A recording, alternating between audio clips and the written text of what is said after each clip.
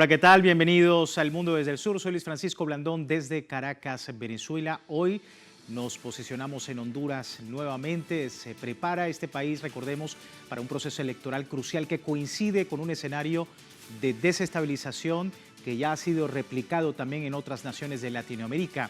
Se ha denunciado una conspiración para derrocar al gobierno de Xiomara Castro, sabotear el proceso electoral y consumar también el magnicidio planificado desde el golpe de 2009. Todo esto, por supuesto, desde un escenario también en el que hemos visto agresiones y presiones desde la Casa Washington contra este país soberano latinoamericano. Vamos a estar hablando de esto, pero antes recordarle a través de nuestras redes sociales. A lo largo del día hemos sondeado la opinión de nuestros usuarios sobre el tema. Algunos de ustedes ya han participado respondiendo de la pregunta que hemos hecho al respecto. Sin embargo, aquí tiene el código QR para que, si no lo ha hecho, pueda escoger una de estas opciones. Se devela estrategias de desestabilización de sectores de derecha en Honduras de cara a las elecciones generales. ¿Cuál es el objetivo? Allí están las opciones: desestabilizar al gobierno de Xiomara Castro, subvertir el próximo proceso electoral, discurso de odio contra actores del gobierno o un patrón de agresión replicado en la región. Ahí están las opciones. Le invitamos a participar. Más adelante revisamos y asociamos todas las respuestas. Vamos de inmediato al análisis. Me acompaña desde la distancia Alan Fajardo, él es sociólogo, nos acompaña desde Tegucigalpa, Honduras. Muchísimas gracias, Alan, por tu tiempo con nosotros. Bienvenido. Bueno, buenas noches.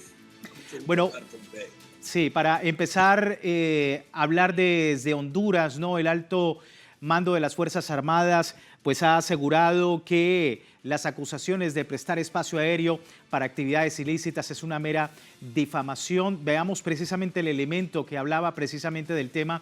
Roosevelt Hernández, jefe del Estado Mayor Conjunto de las Fuerzas Armadas, expresaba que el país hoy por hoy ocupa una posición geoestratégica clave para la seguridad continental. Instó que por ello debe aprovecharse para fortalecer alianzas y mejorar capacidades operativas. Afirma que gracias a la cooperación con países cercanos de la región, cualquier actividad ilegal ha sido detectada y atendida de inmediato. Las Fuerzas Armadas de Honduras han manifestado su postura inquebrantable ante cualquier amenaza, lo que contradice las palabras desde la Casa Blanca, que se traducen en una clara campaña mediática contra esta nación y contra países soberanos. Quería preguntarte, Alan, en la introducción hablábamos precisamente de pues este contexto preelectoral. Las fuerzas más conservadoras de la derecha han desatado una especie de ofensiva multifacética, campaña mediática para vincular al gobierno de la presidenta Xiomara Castro con el narcotráfico, sabotaje en las instituciones electorales y ahora también el intento de asesinato contra el expresidente Manuel Zelaya. ¿Cómo entender esta nueva estrategia en un proceso electoral a puertas? Bueno, a mí me hubiera gustado que las fuerzas que están hablando de esos temas hablaran cuando sí realmente hubo una cooptación del narcotráfico del Estado hondureño a tal grado que llegamos a ser considerados un Estado fallido. Incluso el expresidente Juan Orlando Hernández fue juzgado y condenado en Honduras por propiciar el narcotráfico, y ahí no lo hizo solo eso, y esa misma fuerza que ahora están acusando sin ningún fundamento al actual gobierno de Xiomara Castro, no los escuchamos hablar de los fraudes que sí hubo, de la entrega de la institucionalidad al narcotráfico y al crimen organizado. Entonces pierden credibilidad de esos sectores. Sí. Por otro lado, Alan, está también las iglesias, la Iglesia Católica y Evangélica de Honduras realizaron recientemente movilizaciones, algo que fue visto como una acción con trasfondo político de cara a las elecciones generales. ¿Se instrumentaliza la religión con intereses políticos en Honduras? Bueno, eso no es ningún fenómeno nuevo. Algunos, por compromiso claro, consciente con la derecha, y otros ingenuamente están siendo instrumentalizados, pero yo sé de gente que hubo, incluso en cierto momento yo quise ir a esa movilización, porque lo que se dice en la superficie lo compartimos, toda la población, ¿verdad? De que, de que estemos en democracia y de que las elecciones sean libres. Y eso, los que apoyamos al gobierno como los opositores, en eso coincidimos. Entonces el discurso aparente y superficial, en ese coincidimos todos los sectores del país.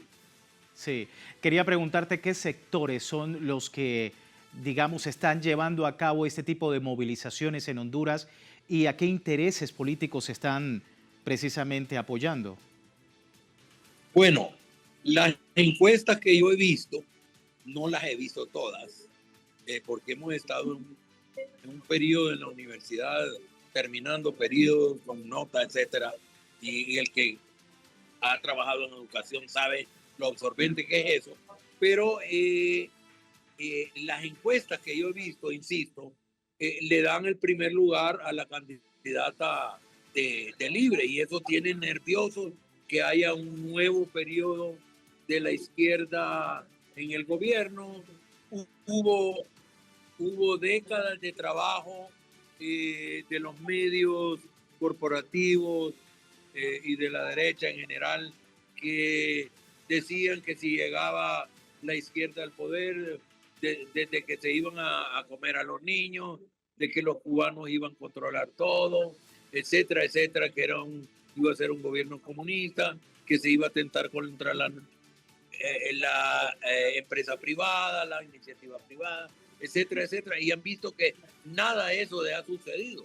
Tenemos la tasa de inversión pública en infraestructura hospitalaria, por ejemplo, el control de la inflación y del costo de la vida de la canasta básica, de los precios de la energía, etcétera. Grandes realizaciones del gobierno de Xiomara Castro y de Libre. Y entonces le pone nervioso que esos éxitos del gobierno y la campaña que se está haciendo y el tener una excelente candidata, yo he dicho que ha sido no tan buena candidata, pero un excelente prospecto de presidente, Rixi Moncada, porque como candidata no es la típica candidata que sonríe siempre, que le dice que sí a todo, porque es una mujer muy firme, de convicciones firmes, muy sólida.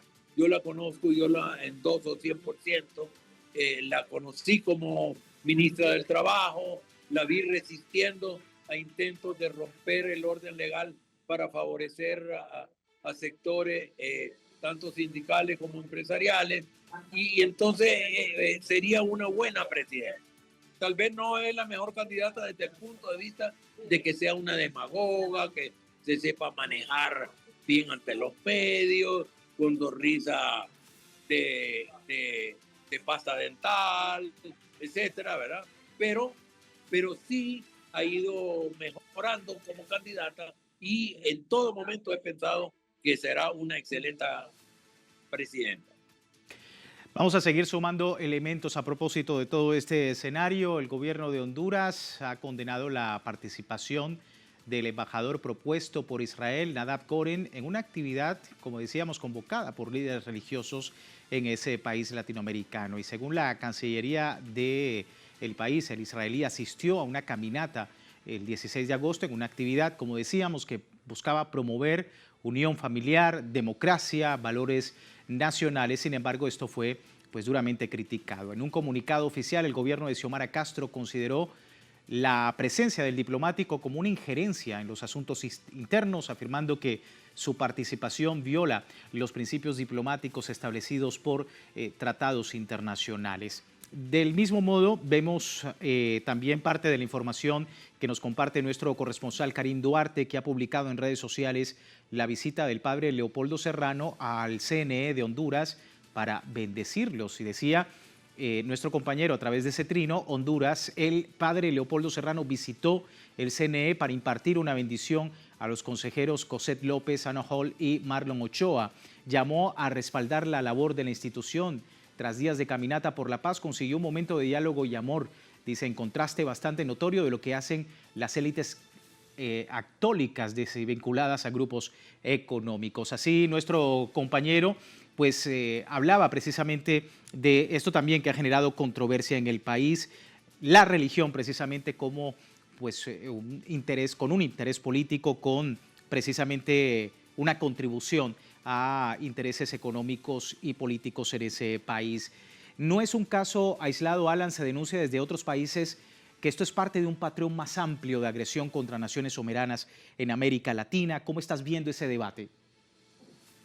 Bueno, me parece un cinismo, ¿verdad? Porque como tú mismo apuntas y lo hemos visto en el pasado reciente, ha habido interferencias, los llamados golpes blandos, las revoluciones naranjas, etcétera. Entonces, es un cinismo y además, preguntémonos, estos mismos personeros de gobierno extranjeros, parlamentarios, políticos de toda ralea, ¿les gustaría que alguien de América Latina, por ejemplo de Telesur o de Honduras, interviniéramos exactamente de la misma manera en las elecciones de sus países?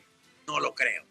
Entonces, están haciéndolo así porque están acostumbrados, han sido países colonialistas, no es ningún secreto eso, hasta hace recientemente en África, hasta mediados del siglo pasado, tenían colonias, todo África, menos Etiopía, estaba colonizado o invadido por países europeos, y para ellos es normal hablar en un lenguaje colonial, ¿verdad?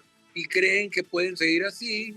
Honduras fue, no sé si tú lo sabes y si nuestros televidentes lo saben, que Honduras fue el país donde se acuñó la expresión Banana Republic. Fuimos la primera Banana Republic, ¿verdad?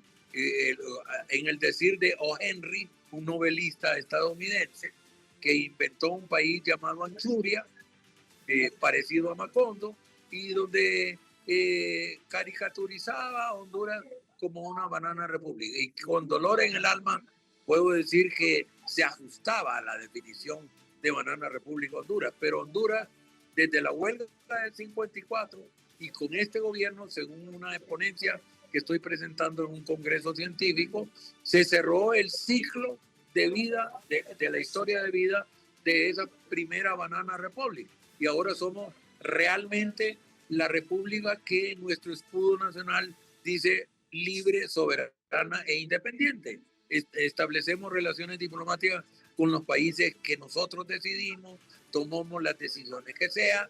Nuestro pueblo ha votado por primera vez por un gobierno de izquierda y eso lo pone nervioso de que pueda haber un gobierno libre 2.0.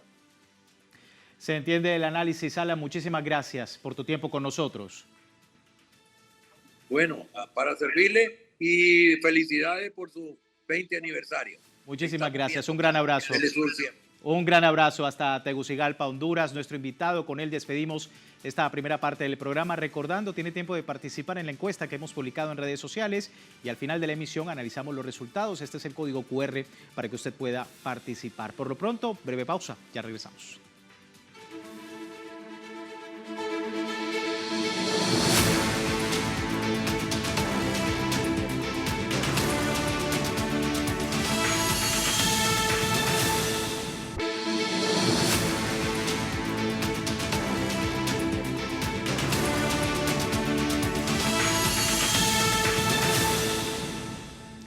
Gracias por seguirnos en El Mundo desde el Sur, hoy hablando sobre Honduras.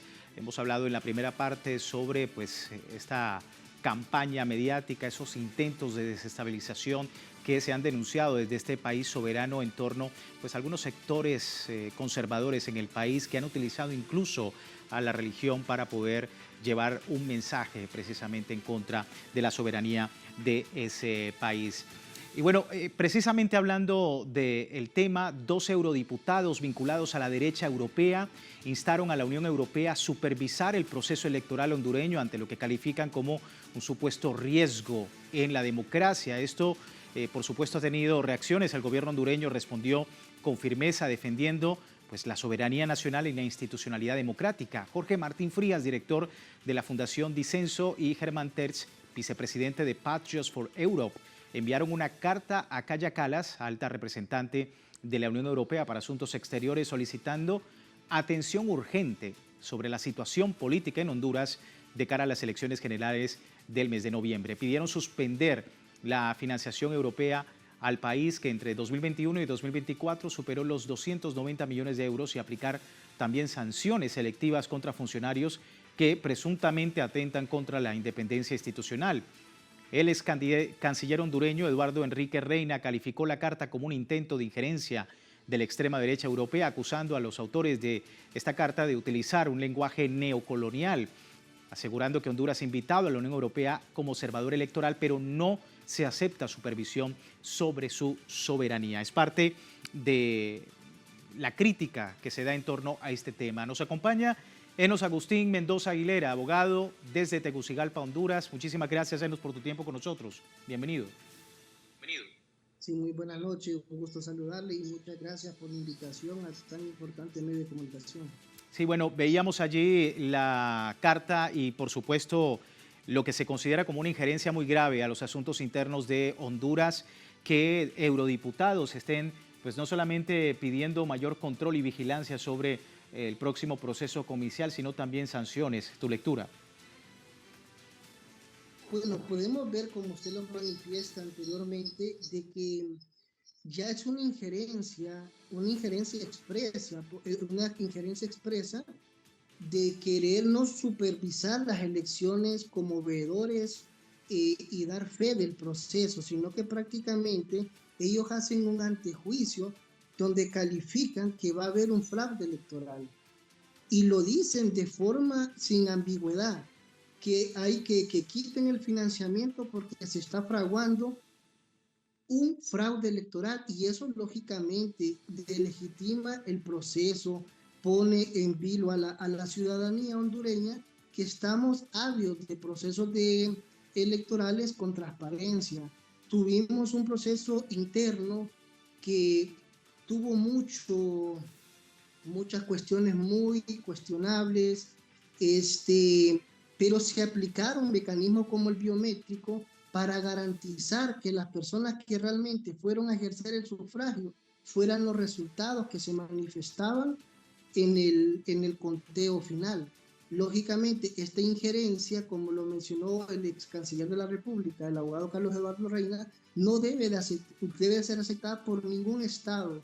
Todo Estado debe conservar ese principio de nacimiento que es la autodeterminación. Bienvenido cualquier observación, cualquier sugerencia, cualquier forma que pueda mejorar nuestros procesos, pero el calificarlos de forma anticipada, queriendo delegitimar, con malintencionar, porque prácticamente lo que están creando es una crisis anticipada social al pueblo de Honduras.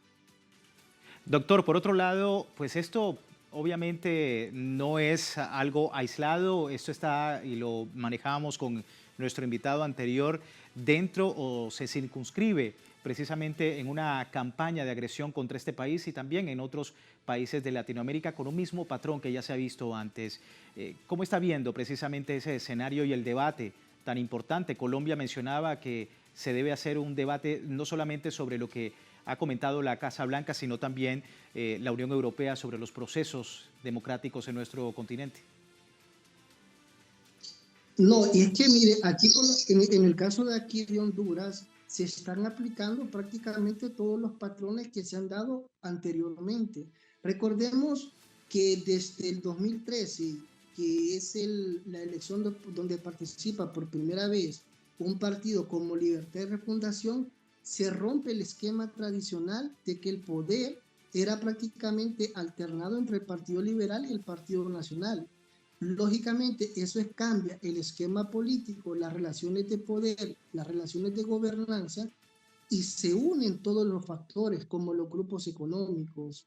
Vimos recién pasado, este sábado 16 de agosto, una marcha de las iglesias católica y evangélica, que se aplaude si la intención realmente es generar paz. pero lógicamente vemos el tinte político que conlleva inmiscuidos los dos partidos tradicionales, quienes por cuestiones de desprestigio partidario omiten llevar las banderas de su partido y ponen la bandera de Honduras bajo la fe, y eso es algo que realmente no puede ser aceptado.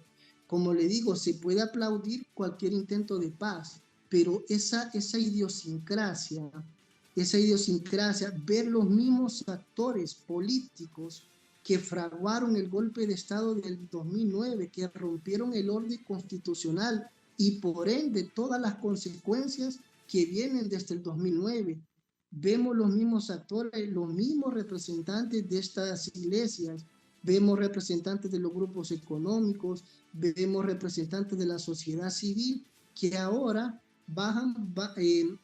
quieren llevar ese discurso de paz, cuando son ellos mismos los que prácticamente se han encargado de poner en vilo a la sociedad hondureña. Quería preguntarle, doctor, porque lo hemos comentado, es una ofensiva multifacética en Honduras, ¿no? No solamente instrumentalizar la religión con fines políticos, en el saboteo a las instituciones electorales o el intento de magnicidio del expresidente Manuel Zelaya, sino pues también la manera como la sociedad civil puede contrarrestar de alguna manera todo este escenario. ¿Cómo ve de caras? Tenemos un proceso electoral muy importante para el mes de noviembre y lo que eso significa dentro de todo este contexto de agresiones, no solamente de esos sectores, sino también de Washington, de la Casa Blanca. Exactamente. Como usted lo menciona, el intento, la conspiración para darle muerte a un expresidente de la República y el coordinador nacional de la resistencia popular no es un hecho aislado.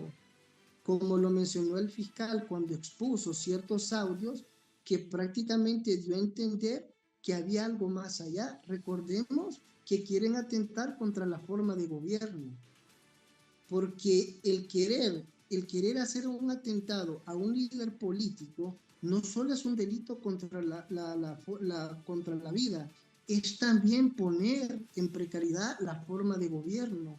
¿Por qué? Porque los grupos conservadores, los grupos de derecha, no quieren la continuidad de un gobierno social que ha reivindicado lo que la dictadura nos quitó. Un ejemplo, aquí se aprobaron leyes que atentaron contra la soberanía, como las zonas económicas de desarrollo especial, la famosa sede, donde se le daba prerrogativas inconstitucionales a grupos de poder.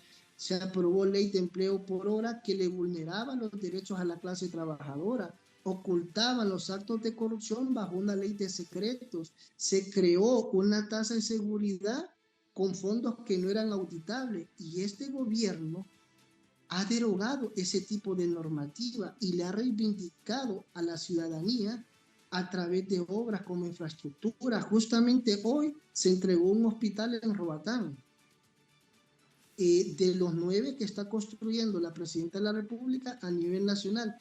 Y ese tipo de cuestiones hace que estos grupos conservadores se cohesionen, lógicamente, con una injerencia extranjera, como pudimos escuchar de la fiscal de Estados Unidos, prácticamente acusando a nuestro gobierno de tener un peaje aéreo. Lógicamente lo hacen con una cuestión de querer poner en mal a los gobiernos progresistas. Toda una maquinaria mediática que por supuesto está al servicio justamente de toda esta campaña contra Honduras y contra Latinoamérica. Doctor, muchísimas gracias por su tiempo con nosotros. A ustedes por la invitación, un placer. Enos Agustín Mendoza Aguilera, abogado desde Tegucigalpa, para poder entender el escenario preelectoral en Honduras y bueno, esta campaña, esta ofensiva multifacética de sectores conservadores en ese país. Pero antes de terminar con nuestro programa, revisamos los resultados de la encuesta que publicamos más temprano. Se desvelan estrategias de desestabilización de sectores de derecha en Honduras de cara a las elecciones generales en ese país latinoamericano. ¿Cuál es el objetivo? Era la pregunta que le hacíamos y bueno, ahí tenemos dos de las opciones más votadas. La primera, 75% piensa que es desestabilizar al gobierno de Xiomara Castro. Y otro porcentaje menor dice subvertir el próximo proceso electoral. Son las dos opciones más votadas. Agradecemos a nuestra audiencia, por supuesto, por participar de esta encuesta en El Mundo desde el Sur. Y nosotros con esto finalizamos nuestra emisión, recordando como siempre www.telesurtv.net, siempre con nuestra señal desde cualquier parte del mundo, y en Telegram no solamente La Pregunta, también todo el servicio de Telesur con una perspectiva del mundo desde el sur. Soy Luis Francisco Blandón, gracias por seguirnos.